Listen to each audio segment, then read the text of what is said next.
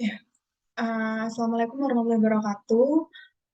Di sini kami kelompok 6 akan mempresentasikan tentang analisa sistem manajemen K3L tentang studi kasus renovasi Masjid Nurullah 2 lantai di Kota Surakarta. Sebelumnya saya akan menjelaskan atau memperkenalkan anggota dari kelompok kami terlebih dahulu.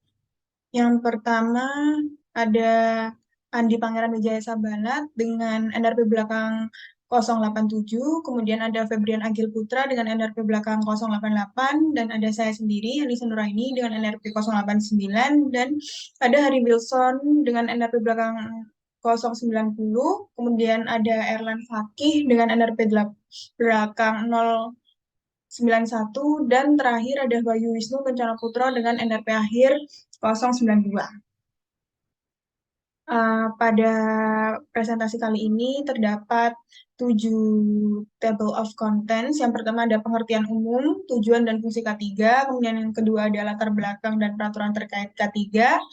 Ada jenis-jenis metode dalam mengidentifikasi kecelakaan kerja, kemudian ada lokasi pekerjaan dan volume pekerjaan, kemudian pada bab 5 ada pembagian jumlah pekerja berdasarkan jenis pekerjaan, setelah itu ada bab 6 mengenai analisis jenis bahaya yang ditimbulkan dan solusi berdasarkan metode yang dipilih, dan yang terakhir ada kesimpulan. Untuk bab 1 tentang pengertian umum, tujuan dan fungsi K3 akan dijelaskan oleh rekan saya.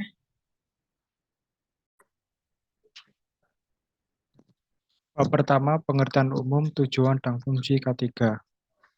Menurut Sudaryanto dan Mardia pada tahun 2018, K3 atau keselamatan dan kesehatan bekerja adalah suatu konsep yang bertujuan untuk menjaga kesehatan dan keselamatan kerja pada pekerja dalam suatu perusahaan atau organisasi. K3 merupakan salah satu hal yang sangat penting dalam dunia industri karena dapat meminimalkan risiko kecelakaan kerja dan penyakit akibat kerja. Pada Jurnal Teknik Sipil dan Lingkungan Kerja tentang implementasi keselamatan dan kesehatan kerja atau K3 pada proyek konstruksi, Putra dan Widodo menyampaikan bahwa fungsi dari K3 sendiri dapat dikelompokkan menjadi beberapa bagian, antara lain. Pertama yaitu pencegahan kecelakaan kerja dan penyakit akibat kerja. 2. Meningkatkan produktivitas kerja. 3. Meningkatkan kesejahteraan dan kepuasan kerja pada pekerja. 4. Mengurangi biaya-biaya yang ditimbulkan akibat kecelakaan kerja dan penyakit akibat kerja. 5. Memenuhi peraturan dan undang-undang yang terkait K3.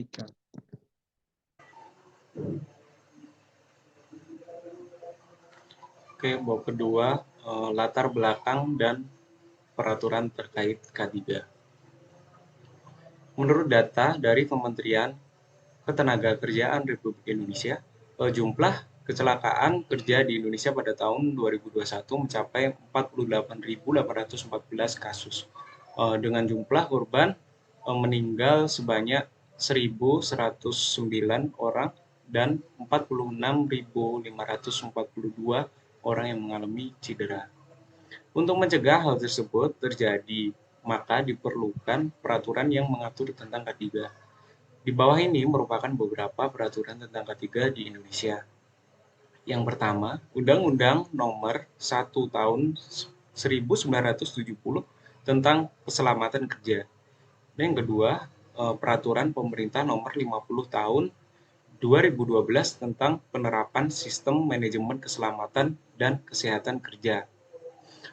Yang ketiga, Peraturan Menteri Ketenagakerjaan Nomor 4 Tahun 1984 tentang kesehatan dan keselamatan kerja pada bidang konstruksi. Yang keempat, Peraturan Menteri Ketenagakerjaan Nomor 7 Tahun 2018 tentang pelaporan kecelakaan kerja.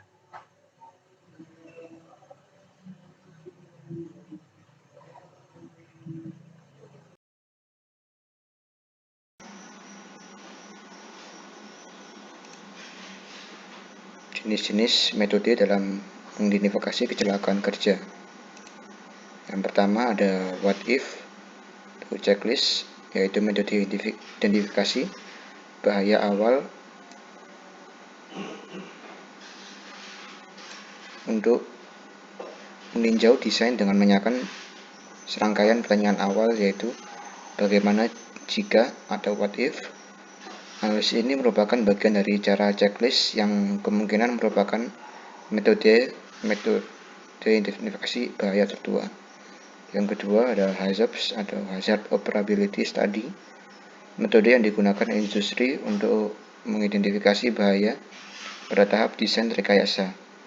Tujuannya untuk menganalisis bagian sistem satu persatu dan menjelaskan bagaimana kondisi ideal untuk suatu sistem bisa langkah awal dilakukan dengan mendapatkan tinjauan dari sistem berupa gambar teknis atau informasi lain dari sistem tersebut. Yang ketiga ada FMEA, Failure Mode and Effect Analysis, yaitu metode untuk mengidentifikasi bahaya yang melibatkan analisis modus kegagalan, seperti apa penyebabnya dan bagaimana dampaknya, serta kritikalitas dari kegagalan. Tujuan dari FMEA adalah untuk mengidentifikasi kegagalan yang mempunyai dampak yang tidak diinginkan pada sistem operasi. Yang keempat ada VTA dan ETA, Fault Tree Analysis, Event Tree Analysis, yaitu merupakan diagram logika yang digunakan untuk mewakili masing-masing dampak dari suatu peristiwa dan penyebab dari suatu peristiwa. Diagram ini juga menyatakan ilustrasi bebas dari rangkaian potensi kegagalan, peralatan, atau kesalahan manusia yang dapat menimbulkan kerugian. VTA bersifat deduktif yang dilakukan dengan memunculkan akibat untuk mencari sebab, sedangkan ETA bersifat induktif yang dilakukan dengan menampilkan sebab kejadian awal untuk mencari akibat, yaitu kejadian akhir. JHA, Job Hazard Analysis, yaitu metode yang biasa digunakan untuk menjelaskan dengan teknik kualitatif untuk mengidentifikasi bahaya pada tahap awal dalam proses desain. Prinsip dari JHA untuk mengidentifikasi bahaya yang mungkin akan berkembang menjadi kecelakaan. Ini dilakukan untuk menimbulkan situasi atau proses yang tidak direncanakan. Keenam, Qualitative Risk Assessment merupakan pendekatan nilai risiko terhadap suatu sistem dengan pemberian skor kualitatif, seperti iya atau tidak, lalu baik atau buruk terhadap faktor kemungkinan dan akibat kegagalan dari suatu kejadian. Yang tujuh, Semi-Quantitative Risk Assessment merupakan pengembangan penilaian risiko dengan menggunakan suatu permodelan untuk kejadian tertentu. Tujuannya untuk mendapatkan rate event. Dengan pemodelan ini akan menghasilkan akurasi data berdasarkan informasi awal yang diolah dengan mempertimbangkan parameter-parameter yang ada. Yang delapan, ada Quantitative Risk Assessment, merupakan penilaian penuh dengan melakukan pemodelan pada semua kejadian, sehingga kemungkinan dampak dari suatu kegagalan dapat diketahui secara numerik. Dari sinilah akan didapati tingkat risiko yang cukup akurat. Baik, selanjutnya saya akan menjelaskan tentang lokasi pekerjaan dan volume pekerjaan. Jadi, lokasi pekerjaannya sendiri ada di Masjid Nurullah Mojosongo, Jebres, Kota Surakarta. Kemudian untuk luas bangunannya sendiri, kami misalkan untuk kebutuhan estimasi pekerja, di mana luas bangunannya adalah 15 meter persegi kali 12 meter persegi. Kemudian untuk waktu pelaksanaannya juga kami misalkan untuk kebutuhan estimasi pekerja, yaitu 160 hari, dan nilai RAB berdasarkan dari data yang telah kami dapatkan, yaitu 1,5 miliar. Nah, untuk detail RAB renovasi pembangunan masjid dua lantainya ini dapat dilihat pada rekapitulasi rencana anggaran biaya di samping, di mana untuk pekerjaan fisik masjid lantai satunya ada pekerjaan tanah, pekerjaan fondasi, pekerjaan beton, pekerjaan dinding plasteran dan arsitektur, pengerjaan penutup lantai dan dinding, pekerjaan langit-langit, pengerjaan pintu dan jendela, pekerjaan pengecatan, pekerjaan instalasi listrik, dan pekerjaan instalasi air dengan jumlah pekerjaan lantai 1 sebesar 891.600.000. Kemudian akan disusul dengan pekerjaan fisik masjid pada lantai 2 ya, yang mana yang pertama ada pekerjaan beton, pekerjaan dinding plasteran dan arsitektur, kemudian ada pekerjaan penutup lantai dan dinding, ada pekerjaan atap dan langit-langit, kemudian disusul oleh pekerjaan pintu dan jendela, setelah itu pengerjaan pengecatan, dan pekerjaan instalasi listrik, dan yang terakhir ada pekerjaan instalasi air, di mana jumlah total dari pekerjaan lantai 2 ini yaitu 642.200.000 dan jumlah totalnya yaitu 1,5 miliar. Untuk selanjutnya akan dijelaskan oleh rekan saya.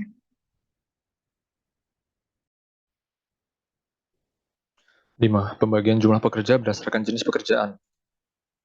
Pemisahan jumlah pekerja dengan asumsi waktu kerja adalah selama 8 jam per hari. Untuk pekerjaan fisik lantai, jenis pekerjaan ada pekerjaan tanah, yaitu jumlah pekerjaan 4 orang dengan hari kerjanya ada 20 hari, pekerjaan pondasi 6 orang 30 hari, pekerjaan beton 5 orang 20 hari, pekerjaan dinding plasteran dan arsitektur 6 orang selama 30 hari, pekerjaan penutup lantai dan dinding 4 orang 20 hari, pekerjaan langit-langit 3 orang 15 hari, pekerjaan pintu dan jendela 2 orang 10 hari, pekerjaan pengecatan 3 orang 15 hari, pekerjaan instalasi listrik 4 orang 20 hari, dan pekerjaan instalasi air 4 orang selama 20 hari. Untuk pekerjaan fisik lantai 2, jenis pekerjaannya ada pekerjaan beton, jumlah pekerja ada 5 orang, hari kerjanya 20 hari, pekerjaan dinding plasteran dan arsitektur 6 orang 30 hari, pekerjaan penutup lantai dan dinding 4 orang 20 hari, pekerjaan langit-langit 3 orang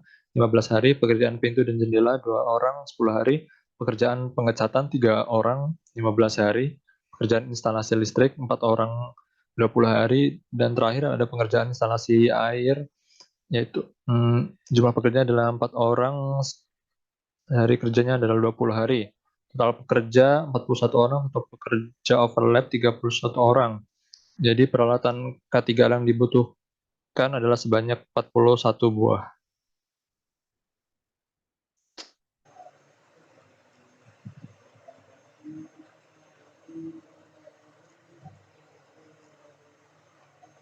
Bab 6, analisis jenis bahaya yang ditimbulkan dan solusinya berdasarkan metode yang dipilih. Metode identifikasi yang digunakan pada pekerjaan ini adalah Job Safety Analysis atau Job Hazard Analysis yang berisi urutan kerja, potensi bahaya, dan upaya pengendalian yang dilakukan dari setiap bahaya yang terjadi. Jenis pekerjaan. Pekerjaan tanah, bahaya yang timbul adalah terjatuh dari galian tanah, terluka akibat peralatan yang digunakan untuk galian tanah. Jenis bahayanya, bahaya fisik, solusinya memasang rambu agar tidak ada orang yang tidak berkepentingan untuk masuk, memasang barikade di sekitar jalan, di sekitar galian tanah. Pekerjaan pondasi, bahaya yang timbul, terluka akibat kejatuhan material galian, cedera akibat alat drilling, sesak napas akibat debu. Jenis bahayanya, bahaya fisik, solusinya memasang rambu peringatan, menggunakan APD, memasang safety line. Jenis pekerjaan beton, bahaya yang timbul, iritasi kulit akibat semen, terluka akibat alat-alat yang digunakan untuk backcasting, terjepit mesin. Jenis bahaya, bahaya kimia, bahaya fisik. Solusinya, pekerja harus menggunakan APD seperti masker debu, sepatu pelindung, dan kacamata pelindung. Melakukan pemeriksaan secara berkala pada alat yang digunakan. Jenis pekerjaan dinding plasteran dan arsitektur, bahaya yang timbul, jatuh dari ketinggian lantai 2, terpapar bahan kimia. Jenis bahaya, bahaya fisik, bahaya kimia. Solusi, memasang jaring di sekitar bangunan, memakai APD.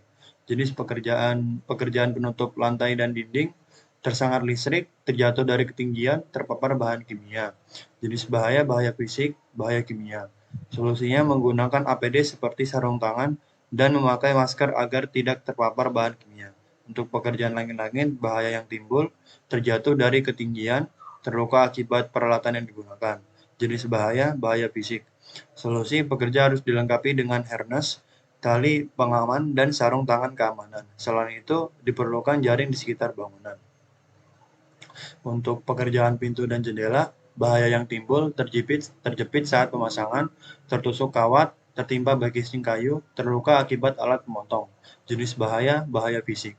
Solusi, menggunakan APD dan fokus melakukan pekerjaan. Untuk pekerjaan pengecatan, bahaya yang timbul, iritasi kulit akibat bahan cat, terjatuh dari ketinggian akibat pengecetan dinding bagian luar, gangguan pernapasan akibat zat kimia. Jenis bahaya, bahaya fisik, bahaya kimia. Solusi, pekerja harus memakai masker dan sarung tangan pada saat melakukan pengecetan. Pekerja harus menggunakan tali pengaman dan bangunan dilengkapi oleh jaring pengaman. Untuk pekerja instalasi listrik, bahaya yang timbul tersengat listrik, terbakar. Jenis bahaya, fisik. Pekerja harus dilengkapi APD. Untuk pekerjaan instalasi air, bahaya yang timbul terluka akibat pemotong pipa untuk instalasi air, tersengat listrik. Jenis bahaya, bahaya fisik. Solusi, pekerja harus memastikan bahwa lokasi bebas dari hal-hal kelistrikan, menggunakan sarung tangan keamanan pada saat memotong pipa.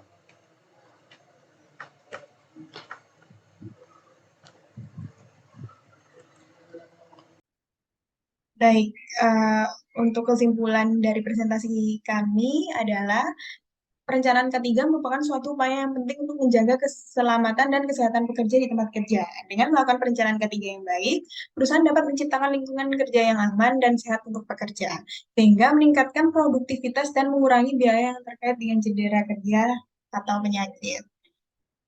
Sekian dari kelompok kami. Wassalamualaikum warahmatullahi wabarakatuh.